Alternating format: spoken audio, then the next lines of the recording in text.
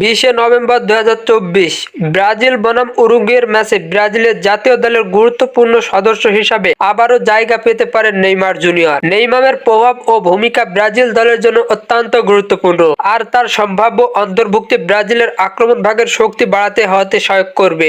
নেইমারের জাতীয় দলের অবদান যে কত বড় তা বলে বোঝানো ঠিক না। ব্রাজিলের ইতিহাসের অন্যতম সেরা খেলোয়াড় হিসাবে তিনি যে প্রভাব ফেলেছেন তা তার গোল, অ্যাসিস্ট এবং খেলার মাধুর্য দিয়ে প্রমাণিত।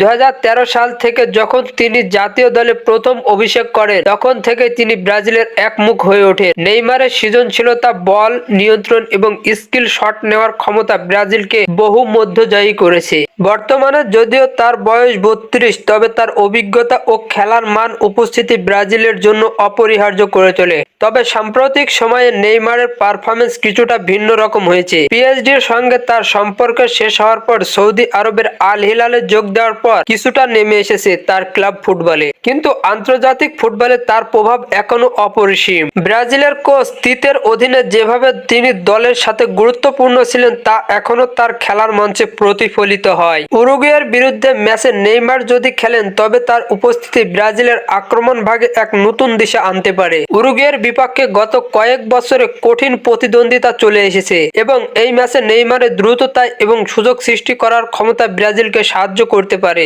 সেই সঙ্গে দলের অন্যান্য আক্রমণ ভাগের খেলোয়াড়দের সঙ্গে তার সমন্বয় ব্রাজিলের ফরওয়ার্ড লাইনে নতুন প্রাণ সঞ্চার করতে পারে।